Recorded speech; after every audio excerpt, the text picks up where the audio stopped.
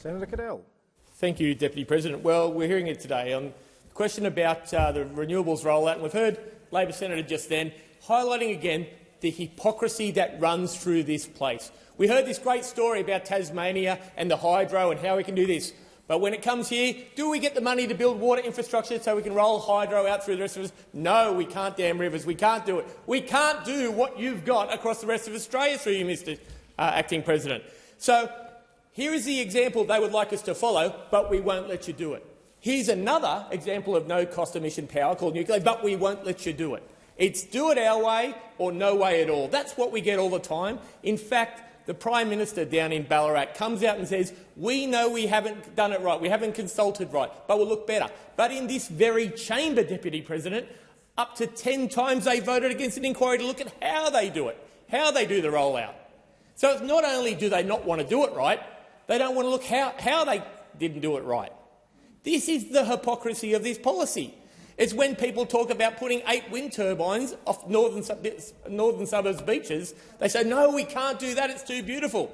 But come to Port Stephens, let's put 400 up. But the good news is industry knows when they're on a loser, and they were on a loser with this, so industry stopped this plan. Your farmers that showed up and chased in a tractor the Prime Minister's motorcade. I don't condone violence, I do condone peaceful protest, and that says how frustrating it is. A farmer in Victoria showed up with a noose around her neck to show the stress that is being put on there, because they don't care, the government doesn't care, because they know this is about the consequences. And they don't care for the city because they don't see the consequences in regional Australia. They don't see you can't get insurance because you've got wind turbines or solar panels next to you. They don't see the loss of amenity that happens out there. They don't see when a plastic bag is pinned on your fence about a compulsory acquisition so a transmission line can go through your property. They don't see the consequence, and they've voted 10 times in here to avoid seeing the consequences.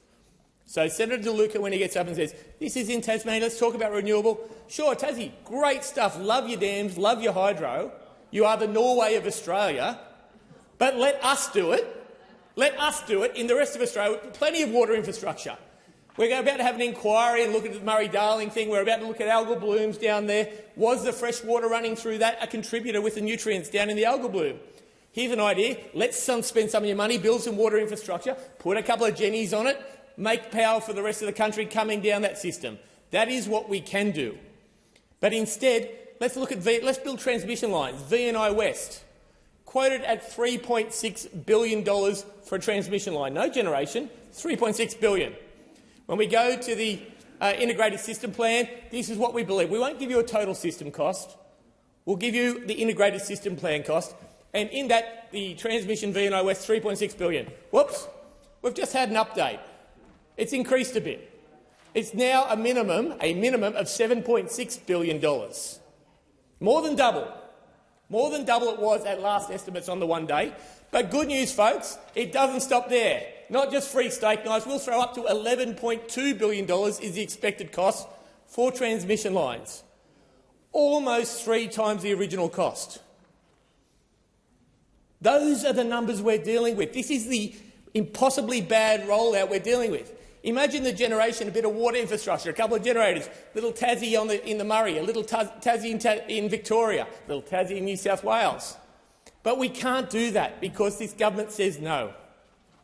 And we hear the real stories of farmers who are losing their farms, getting those plastic bags pinned on their fences, who are contemplating their own life of using their family farms for generations. And it doesn't matter here because it's not a consequence where your voters are. And we can come here and howl us down, don't believe in climate change. I believe in climate. For the record, I believe in climate change. There was a chance here to vote, to have an inquiry, to do this better, and we get told no. You fly in any city, there are acres of roofs without solar panels on them. There's blocks where you can build big grid-scale community batteries to keep the power where it's needed. This can be done better. Renewals needs to be a part of what we're doing. But our people can't suffer everything for it. When I get phone calls from guys who had their land compulsorily acquired and then lose their status as a primary producer off-farm income, it's not good enough. Don't be hypocrites. Do it better.